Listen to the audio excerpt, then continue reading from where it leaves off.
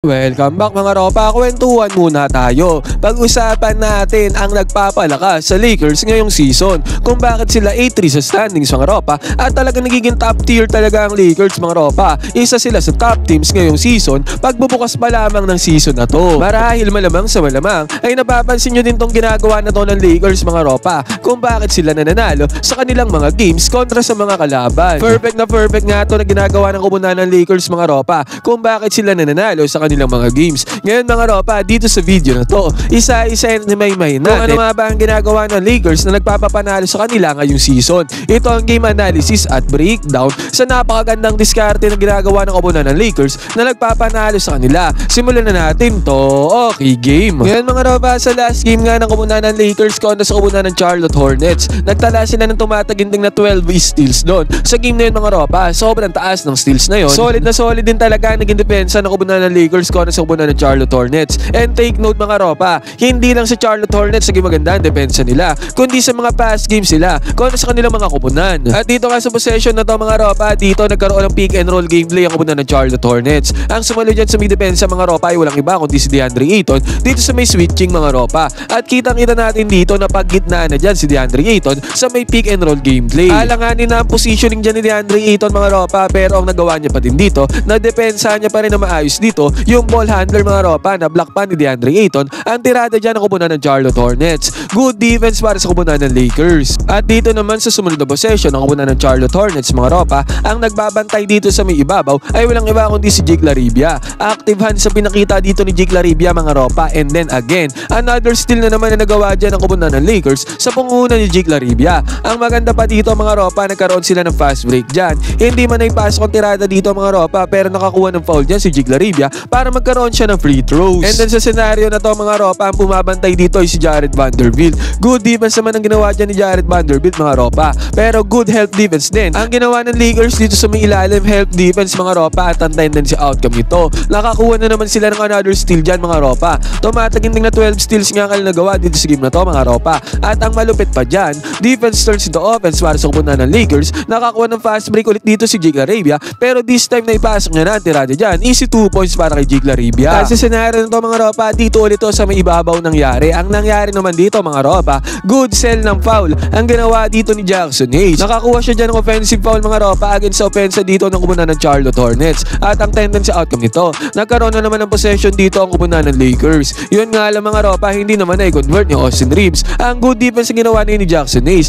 Sayang ang mid-range jumper dito ni Austin Reeves. At sa pagkakataon na to mga ropa, dito nagkaroon ng fast break attempt ang kubunan ng Charlotte Hornets, pero kitang-kita natin kung sino ang lumilipad para i-deflect ang pass na yan na ang kubunan ng Charlotte Hornets. Walang iba mga ropa kundi si Marcus Smart. Grabing defensive play, hustle at effort ang ginawa dyan ni Marcus Smart para hindi magkaroon ng easy 2 points dito ang kubunan ng Charlotte Hornets. And take note nga pala mga ropa, tumataginting na 7 steals ang tinala ni Marcus Smart dito sa game na to. Solid defensive player talaga si Marcus Smart. Yun nga lang mga ropa, dyan sa defensive play na ginawa ni Marcus Smart, sayang hindi rin naipasok ni Luka Doncic ang 3-pointer mga ropa. Sayang ang defensive play na ginawa dyan ni Marcus Smart. Pero syempre mga ropa, ang pinaka-importante doon ay napigilan nga ni Marcus Smart ang possible easy 2 points dito ng kubunan ng Charlotte Hornets. At ang nangyari dito mga ropa, sa possession ng kubunan ng Charlotte, active hands ulit ang ginawa dito ni Marcus Smart. Ang nangyari dyan mga ropa, na-deflect niya ulit yung bola para lumabas ang possession dito ng kubunan ng Charlotte Hornets. At dito sa possession na to ng kubunan ng Charlotte, nagmamando sila ng bola dito mga ropa, and again another great defense, good defense na naman ang ginawa dito ni Marcus Smart mga ropa. Ang nangyari dito, clean steal ang nagawa niya. Good defense by Marcus Smart. Yun nga lang mga ropa, again nasayang ang tendency outcome nito. Hindi na naman pumasok ang 3-pointer dito ni Luka Doncic. Tumataginting na total of 7 steals nga nagawa ni Marcus Smart. Most by any player yan mga ropa sa recent history ng kubunan ng Lakers. At ang nangyari dito mga ropa, si Luka Doncic naman ang nagkaroon ng good defensive play dito para sa kubunan ng Los Angeles Lakers. Dahil sa effort na ginawa dito ni Luka Doncic mga ropa, nakakuha ng offensive foul dyan si Luka Doncic against sa offense ang kubunan ng Charlotte Hornets. Ang tendency outcome naman nito mga ropa, ang nangyari dito, nag-turnover nga lang din dyan ang kubunan ng Los Angeles Lakers. At sa pagkakataon na to mga ropa, nagkaroon ng isolation play ang kubunan ng Charlotte Hornets. Nakuha kasi nila sa depensa dito si DeAndre Ayton mga ropa, at ang mayok na pa ng bola dyan ay si Colin Sexton. Clearly mga ropa, mismatch ang senaryo na to, pero good defense naman ang ginawa dyan ni DeAndre Ayton mga ropa para mag-maintain ang tirada dito ni Colin Sexton. Yun nga lang mga ropa, again hindi na naman nakapag nag-convert ng putos dyan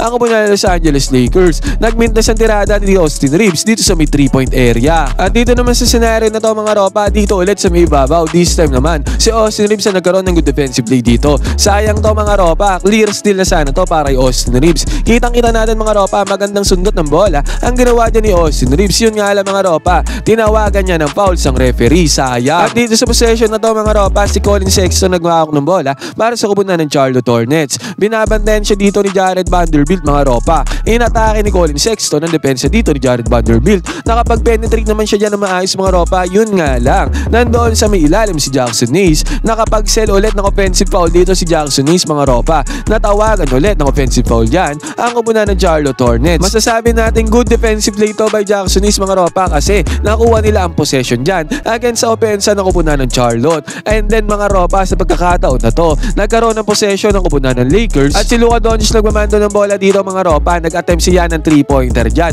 Pero buti na lang mga ropa, nandoon si Jake Larabia sa may ilalim para makuha ang second chance points. At sa pagkakataon na to mga ropa, yan na, defense turns into offense para sa koponan ng Los Angeles Lakers. At sa pagkakataon na to mga ropa, again nakuha na naman ang koponan ng Charlotte Hornets yung gusto nila mangyari sa opensa nila. Nakuha ni Miles Bridges dito sa depensa itong si DeAndre Ayton. Again mga ropa, clearly mismatch na naman to para sa koponan ng Los Angeles Lakers. Di hamak na mas mabilis si Miles Bridges kontra sa center na si DeAndre Ayton. Kinapitalize naman niya ni Miles Bridges mga ropa, yun nga lang. Good defense naman ang ginawa dito ni DeAndre Ayton. Again mga ropa, nagmintas na naman ang attempt na atake dyan ng koponan ng Charlotte Hornets. At ang tendency outcome pa nito mga ropa, dito sa may transition, ang gandang silka agad ang ginawa ni DeAndre Ayton doon sa may lalim. Na-feed naman siya dyan ni Luka Doncic mga ropa, kaya ang resulta nito is 2 points na nagawa dyan ni DeAndre Ayton. Basket is good. Again mga ropa, defense turns into offense ulit para sa koponan ng Lakers. Yan nga ang nagpapapanalo din sa kanila ngayong season mga ropa, yung magagandang depensa na yan. And then after pa nito mga ropa, Colin Sexton ang naghahawak ng bola dito. Good penetration na ang ginawa dyan ni Colin Sexton mga ropa, nagkaroon na siya ng open lane. Pero yun nga lang mga ropa, si Austin Reeves ay naghihintay doon sa may ilalim at handang-handa nang mag-take ng charge mga ropa, at ganun nga ang nangyari dito. Tinawagan dito ng offensive foul itong si Colin Sexton. Binangga niya sa ilalim si Austin Reeves mga ropa. Again, another great defense and display na naman ang ginawa dito ng koponan ng Lakers courtesy of Austin Reeves. At ang maganda pang nangyari dito mga ropa, dito sa possession ng Lakers dahil sa good defense na yon, nabigay ang bola dito kay Luka Doncic na nagkaroon ng isolation play dito sa may left side baseline. 1-on-1 lang to mga ropa. Good defense naman ang laro dyan na koponan ng Charlotte Hornets. Yun nga lang mga ropa, mas nangibabaw dito ang opensa ni Luka Doncic. Pinanis niya ang 1-on-1 dyan mga ropa, and again, defense turns into offense para sa koponan ng Lakers. At dito sa scenario na to mga ropa, nagbalasa, nagpaikot ng bola dito ang koponan ng Charlotte Hornets. Yun nga lang mga ropa, nung umatake na si Treyman sa depensa ng koponan ng Lakers. Kitang-kita natin yung health defense na ginawa dyan ng koponan ng Lakers para pagkupulan ito si Treyman doon sa may loob mga ropa. Kaya no choice dyan si Treyman mga ropa kundi kick out ang bola, at ganoon naman ang nangyari dito. Pero sa proseso na yan mga ropa, naubusan na ng 24-second shot clock dito ang koponan ng Charlotte Hornets at nag-end up sila sa atake na to mga ropa papunta doon sa may gitna. Yun nga lang mga ropa, nandoon si Jackson Hayes doon sa may gitna. Nag-meet sila sa area dito mga ropa. Ang nangyari dito, harap-harapang sinupalpal ni Jackson Hayes ang tirada dito ng koponan ng Charlotte Hornets. What a great defense dyan para kay Jackson Hayes mga ropa. Ang tendency outcome niyan, naputukan ng 24-second shot clock violation dito ang koponan ng Charlotte Hornets dahil sa magandang depensa na ginawa ni Jackson Hayes. Ngayon mga ropa, sa possession ng koponan ng Lakers, ang nangyari naman dito, nag-attempt si Austin Reeves ang kanyang tirada mga ropa. Yun nga lang, hindi naging successful to para kay Austin Reeves. Pero still mga ropa, good defense pa din naman ang ginawa doon ni Jackson Hayes para hindi magkaroon ng easy 2 points ang koponan ng Charlotte. And then mga ropa, sa pagkakataon na to, si Colin Sexton ulit ang nagmamando ng bola para sa koponan ng Charlotte Hornets. Ang nangyari dito ang mga ropa, again, malagkit at maigpit na depensa na naman ang ginawa dito ng koponan ng Lakers. Tendency outcome nito mga ropa, ang nakakuha na steal dyan ay walang iba mga ropa kundi si Marcus Smart. 7 steals nga mga ropa na tumataginting ang ginawa ni Marcus Smart mga ropa, at isa na tong steal doon sa may 7 steals na yon. At ang nangyari dito mga ropa, defense turns into offense para sa koponan ng Lakers. Sa may transition mga ropa, nabigyan ng bola itong si Rui Hachimura na naghihintay dito sa may right side corner. Pumasok ang 3-pointer dyan ni Rui Hachimura, basket is good. At sa possession na to ng koponan ng Charlotte Hornets mga ropa, ang bumabantay dito ay si Jake Larabia mga ropa. Inatake and defense dito ni Jake Larabia. Yun nga lang mga ropa, pagkapasa doon sa may lalim, doon sa may paint, ang nakakuha na steal dyan mga ropa ay walang iba kundi si Luka Doncic. Good defensive play ulit to para sa kupunan ng Lakers para mapigilan ang opensa ng kupunan ng Charlotte Hornets. At ang nangyari nga dito mga ropa, nagkaroon ng fast break dyan ang kupunan ng Los Angeles Lakers. Nabigyan ng bola si Rui Hachimura mga ropa, yun nga lang hindi na i-convert ni Rui Hachimura ang tirada niya dito. Na-block din dito si Rui Hachimura. Good defensive play din naman ang ginawa dyan ng kupunan ng Charlotte Hornets. At sa pagkakataon na to mga ropa, ang nangyari dito, binabantayan ni Rui Hachimura yung ball handler dito mga ropa. Ang ginawa naman ng ball handler dito ay umatake sa depensa ni Rui Hachimura. Kitang-kita naman natin dito mga ropa, good defense yan na nilaro dito ni Rui Hachimura para magbago ang tirada dito ng kupunan ng Charlotte Hornets. At ang nangyari nga dyan mga ropa, nagmintes sa kanilang tira. At ang malupit dito mga ropa, bago matapos ang first quarter na to, nagkaroon pa ng pass break dito si Austin Reeves mga ropa. At ang tendency outcome niyan, pinanis pa nga ni Austin Reeves dito ang dalawang defenders ng kupunan ng Charlotte Hornets na umabol dyan sa may fast break. Napaplex pa nga dyan si Austin Reeves mga ropa sa ginawa niyang fast break. Pero hindi mangyayari yan mga ropa kung hindi dahil sa magandang depensa na ginawa ni Rui Hachimura sa pagkakataon na to, kung bakit nagka-fast break pa dyan si Austin Reeves. Ngayon mga ropa, heto last clip na to napapakita natin for this video mga ropa. Ang nangyari dito again, nagbabalasan ng bola dito ang kupunan ng Charlotte Hornets sa possession na to. Pero again mga ropa, si Marcus Smart ay nandito sa may ibabaw. And again mga ropa, 7 steals nga tumataginting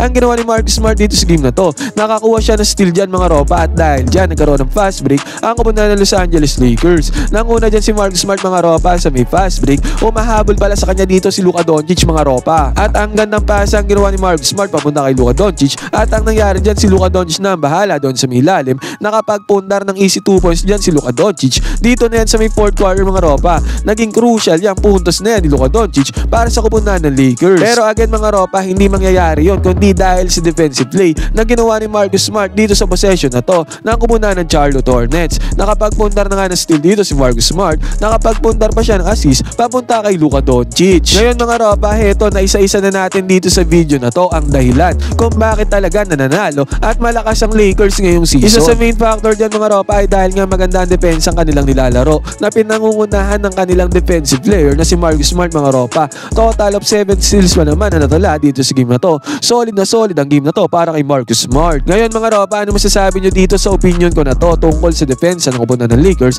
Pwede kayo mag-comment dyan sa baba ng inyong opinion. Magkwentuhan tayo.